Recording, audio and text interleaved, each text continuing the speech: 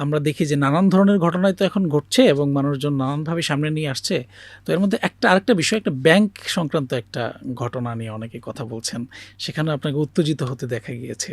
তো সেটা কি ধরনের, আসলে সেটার ব্যাখ্যা কি? হ্যাঁ, না আপনি আসলে ওখানে আসলে আমি উত্তেজিত হয়েছি এটা আসলে তা না। দেখেন খুব শর্ট একটু অংশ আমার আছে। এখানে একটা জিনিস ক্লিয়ার থাকা দরকার। আমার হসপিটালের প্রায় ১৫০ এমপ্লয়ি হুম, হুম। এবং তাদের স্যালারি অ্যাকাউন্ট হচ্ছে ওই এক্সিম ব্যাংকে। আচ্ছা। তো এক্সিম ব্যাংক আপনারা অলরেডি দেখেছেন যে দেউলিয়া হয়ে গেছে। এটা ছিল আরও প্রায় বছরখানেক, অলমোস্ট প্রায় বছরখানেক আগের ঘটনা। আচ্ছা। যখন ১ম এ টাকা পয়সা দিতে পারে না। এখন ধরেন একটা এমপ্লয়ির কারো তো ৫০-৬০ হাজার টাকাও বেতন আছে, ৩০ হাজার টাকাও বেতন আছে। তার বাসা ভাড়া দিতে না পারা, ব্যাংকে বারবার যেয়ে ফিরে আসা। হুম, হুম। এখন স্যালারির পরে একসঙ্গে ধরেন ১০-১৫ জন এমপ্লয়ি চলে গেছে। যারা তার চেক নিয়ে যাচ্ছে বা কোনোভাবেই টাকা দিচ্ছে না। একটা সময় আপনারা খোঁজ নিয়ে দেখবেন যে এক্সিম ব্যাংকে ১,০০০ বা ৫০০ টাকা বা ৫,০০০ টাকা এরকম দিত। হুম, হুম। তো ওইটাও দেওয়া বন্ধ করে দিত। কিন্তু তারা কীভাবে চলবে? এইটার ক্ষেত্রে আমি কিন্তু আরও ২-৩ মাস তাদের মানে ওই স্যালারির বাইরে তাদেরকে ৫,০০০, ১০,০০০ করে টাকা দিয়ে আমি তাদেরকে শান্ত রাখছি। তো পরে যে ওখানে যখন আবার একটু অশান্ত হয়ে যায়, এই এমপ্লয়িদেরকে শান্ত করার জন্যে আমি যাই। হুম। এবং ওখানে দেখবেন যে আমি পুলিশের কল করা, মোবাইলে একটু টাচ করি। কিন্তু আমি কিন্তু ওখানে কোনো উচ্চবাক্য করছি মানে এমপ্লয়ার করছে, বরং এনারা টাকা চাওয়ার কারণে ওরা আরও এমপ্লয়িরা আমাদের এমপ্লয়িদেরকে বলতে পারেন মারছে। হুম, এরপরেও আমি ওখান থেকে শান্ত করে এমপ্লয়িদেরকে বের করে নিয়ে আসছি। ম্যানেজারের সঙ্গে মিউচুয়াল করেছি এবং সেই সময়কার একটা জিডিও করা ছিল। এখনও চাইলে ভাটারা থানায় একটা রেকর্ড দেখতে পারেন যে আচ্ছা। তারা অন্যায় করেছিল। আমার পক্ষ থেকে একটা জিডি করে রেখেছিলাম সত্যতা যাচাইয়ের জন্যে। এই মিডিয়াতে আজকে আমি ফার্স্ট বললাম যে আমাদের প্রতি যে অন্যায় অবিচার করা হয়েছিল, হুম, হুম। ভবিষ্যতে রাজনৈতিক যে মানে একটা স্বার্থ হাসিলের জন্য এটা করতে পারে, এই কারণে আমার একটা জিডি ভাটারা থানায় করা ছিল। আপনার শিক্ষা প্রতিষ্ঠানের ম্যানেজমেন্ট করে ফেলুন সম্পূর্ণ ডিজিটালাইজড। ব্যবহার করুন তালিমি ক্লাউড স্কুল বা মাদ্রাসা ম্যানেজমেন্ট সফটওয়্যার। সফটওয়্যারটি সম্পূর্ণ ফ্রি ট্রায়াল নিতে এখনই কিউআর কোড স্ক্যান করুন বা কমেন্টে দেওয়া লিঙ্কের ফর্মটি ফিল আপ করুন। এবং সেই পুলিশ অফিসারের কাছে শুনলো যে অন্যায় হুম, হুম। কাদের, তারা এটা ইনভেস্টিগেট করলে বেরিয়ে আসবে। কিন্তু এখন হচ্ছে যে অন্যায়ের ভাষা দেখবেন যে এই ঘটনাগুলো আমার যেমন হাদি ভাই মারা গেল, ক্যান্টনমেন্টে বেশি ইমোশনাল অ্যাসপেক্ট। এখানেও অন্যায়ের যখন প্রতিবাদের ভাষা সবসময় আসলে যে স্মুথ বা মধুর হয় তা না। এবং যারা অন্যায় করে তাদের সবসময় দেখবেন যে উঁচু গলা। এবং আমাদের দেশে এই অন্যায় যারা করছে, যারা মাফিয়া করছে, তাদেরকে রক্ষার জন্যে সবসময় দেখবেন যে সহায়তা করা হচ্ছে এবং তাদেরকে আরও সামনের দিকে এগিয়ে দেওয়া হচ্ছে। এবং ফ্যাসিজম কিন্তু এখান থেকেই তৈরি হয়েছে, যেটার কারণে ৫ই আগস্ট হলো। ৫ই আগস্টের পরে আমাদের দেশ সুন্দরভাবে চলছে। কিন্তু আবারও এই মানে বিহাইন্ডে যে মানে ব্লেম গেম খেলার যে রাজনৈতিক হুম, হুম। সিলসিলা, এটা যে আবার ফিরে আসবে, এটাই জাতির জন্য সত্যিই দুর্ভাগ্য, অনেক কষ্টের। আমরা এটা চাই নাই। আমরা চেয়েছি সবাই স্বচ্ছতার ভিত্তিতে রাজনীতি করুক, আবার সৎ, যোগ্য মানুষ আসুক। কিন্তু আনফরচুনেটলি একটি চক্র আমার জনপ্রিয়তা দেখে তারা জাস্ট নির্বাচনের কয়েকদিন আগে মানুষের জনসম্পৃক্ততা, জনসমর্থন, মানুষের ভালোবাসার কাছে হেরে যেয়ে তারা এই রাজনৈতিক মানে তাদের যে বলতে পারেন স্বার্থ হাসিলের জন্যে তারা আমাকে ভিন্নভাবে মানুষের কাছে প্রেজেন্ট করার চেষ্টা করছে। তারপরও দেখবেন যে রিসেন্ট একটা জরিপ বের হয়েছে। এটাতেও মানুষ এই জরিপে দেখবেন যে ২-৩% এগিয়ে আছে, কিন্তু ১৫-২০% মানুষ কিছু বলে নাই। ওই ২০%-এর মধ্যে ১৮%ই ডাক্তার খালিদকে মন দিয়ে ভালোবাসে।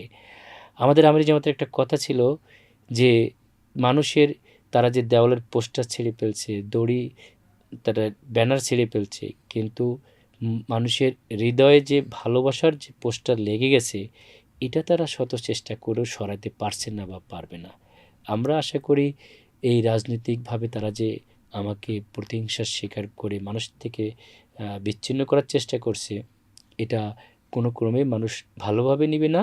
এবং আমাদেরকে ভোট দিয়ে এই দেশকে সত্যিকারের যে বিনির্মাণের স্বপ্ন দেখেছি, আমি তো আমাকে এই মানুষের সামনে আমি আমাকে স্যাক্রিফাইস করেছি এই দেশকে বিনির্মাণের জন্যে, এই সমাজটাকে পরিবর্তনের জন্যে। আমার পাওয়ার কিছু নাই। সেজন্য হাদি ভাইয়ের কথা দিয়েই আমি শেষ করতে চাই যে প্রতিবাদের ভাষা সবসময় যে মধুর হবে তা না, প্রতিবাদের ভাষা অনেক সময় একটু উচ্চকণ্ঠে হয়ে যায়। এই উচ্চকণ্ঠ মানে আমি কাউকে হক নষ্ট করছি, কারো কাছে চাঁদা নিতে যাচ্ছি, কারোর সঙ্গে বৈষম্যের জন্য করছি তা না, কিন্তু আমি বৈষম্য রোধের জন্যে আমার হয়তো উচ্চপক্ষ হতে পারে, আমি চাঁদাবাজি প্রিভেন্টের জন্যে, ব্যাংক লুটের জন্যে আমার উচ্চপক্ষ হতে পারে। কিন্তু আপনার মাধ্যমে আমার মানুষের কাছে, আমার মা বোনরা যারা কষ্ট পেয়েছে তাদের কাছে একবার কোশ্চেন যে ডাক্তার খালিদ কোনো জায়গায় তার স্বার্থ বা তার দলের স্বার্থের জন্যে কোনো জায়গায় উচ্চবাক্যে কথা বলেছে, নাকি বৈষম্য রোধের জন্য কথা বলেছে, নাকি অন্যায়ভাবে মানুষের টাকা লুট করার কারণে কথা বলেছে? এই লুটতেরাজের সঙ্গে যদি আপনি নরমভাবে প্রতিরোধ করতে যান, তাহলে এই লুটতেরাজরা আপনাকে আয়নাঘরের মধ্যে আবার চেপে ধরবে। আমরা যদি সঠিকভাবে সঠিক সিদ্ধান্ত না নিতে পারি, তার মানে কিছু ব্লেম প্রত্যেককে গেমে হুম, আমরা যদি নিজেকে ওই ব্লেম গেমের পিছনে মানে আশ্বস্ত হয়ে যাই, তাহলে ভবিষ্যৎ বাংলাদেশ আয়নাঘরের থেকেও খারাপ অবস্থানের জন্য ওয়েট করছে। তার মানে প্রত্যেককে তার নিজ নিজ জায়গা থেকে আসলে বৈষম্যের বিরুদ্ধে দাঁড়ানো দরকার। একটা সচেতন মানুষ হিসেবে আমাদেরকে, আমি মনে করি আপনি শিক্ষিত সচেতন নাগরিক হিসেবে সামাজিক কিছুটা দায়বদ্ধতা আপনার আছে, আমারও আছে। এই জন্য এই সামাজিক দায়বদ্ধতা থেকে যারা এই মাফিয়া চক্র, দেখবেন যে একটা সংবাদ মাধ্যমেরও একটা মাফিয়া চক্র, আপনি জানেন না, তার মধ্যে সংবাদ মাধ্যমে আগে এটাকে প্রেজেন্ট করার জন্য চেষ্টা করছে। কয়টা সংবাদ মাধ্যম ঋণখেলাপিদের জীবন চরিত্র নিয়ে পেশ করছে, কয়টা সংবাদ মাধ্যম চাঁদার প্রেজেন্ট করছে, কয়টা সংবাদ মাধ্যম যারা এই সন্ত্রাস করছে তাদের নিয়ে প্রেজেন্ট করছে। কিন্তু একটা সৎ যোগ্য এমপ্লয়ি, একটা ক্যান্ডিডেট যে জীবনে কোনো দিন কোনো অন্যায় করে নাই, তার বিরুদ্ধে কোনো ব্লেম কোন পত্রিকায় কি করছে ওইটা নিয়ে দেখবেন প্রেজেন্ট করার জন্য তারা জন্য উৎসাহ উদ্দীপনা নেমেছে। আমরা ধিক্কার জানাই এই সাংবাদিকতাকে, আমরা আহ্বান করব এগুলো পরিবর্তন করে প্রয়োজনে সাংবাদিকতা শিক্ষক, আমি যেটা বলি, যদি তাদের বিবেককে কোনো দলের কাছে বন্ধকে রেখে ময়দানে আসে, তাহলে সেখান থেকে ফ্যাসিজমের সূত্রপাত হয়। সেটাই ঘটতে যাচ্ছে আমার বিরুদ্ধে। আমরা অন্যদেরকে আহ্বান করব, আমরা প্রয়োজনে না খেয়ে থাকব, কিন্তু কারো গোলামি আর করব না। আমরা আজাদির বাংলাদেশ দেখতে চাই। এই আজাদির বাংলাদেশ দেখতে হলে আপনাকে অবশ্যই ফ্রি ফেয়ারভাবে কাজ করার অনুভূতি জাগ্রত করতে হবে নিজের মধ্যে। আমি শেষ দিকে আছি এখন। আপনি এই যে নির্বাচনকে কেন্দ্র করে আমি কিছু চমকপ্রদ এবং নতুন নতুন কিছু আইডিয়া এবং প্রোগ্রাম দেখেছি আপনার। এর মধ্যে আমরা যদি ডিকোড ডক্টর খালিদ জেনজিদের সাথে যে প্রোগ্রামটা, অথবা নারীদের যে বিশাল মিছিল, তো এরকম আপনাদের জায়গা থেকে বা আপনার জায়গা থেকে আসলে আপনি আর কি উদ্যোগ নিয়েছেন মানুষকে এই নির্বাচনের যে আমেজ সেটাতে অংশগ্রহণ করানোর জন্য? না, নির্বাচনের আমেজের মধ্যে আমরা তো এটা ইনভলভ করেছি। আসলে আমার যেটা স্বপ্ন, আমি বললাম যেটা স্টুডেন্ট লাইফ থেকে, আমি মানুষের সঙ্গে, গণমানুষের সঙ্গে মিশতে ভালোবাসি। হুম, তো সব শ্রেণীর মানুষের জন্যে নারীরা, যেটা জামাত ইসলামে আসলে কাজ করতে পারবে কি পারবে না সেটা বলা হয়েছে। আমরা নারী, আমার ওয়াইফ একজন ভালো অ্যাডমিনিস্ট্রেটর, হসপিটালে কাজ করছে, আবার বাসায়ও কাজ করছে।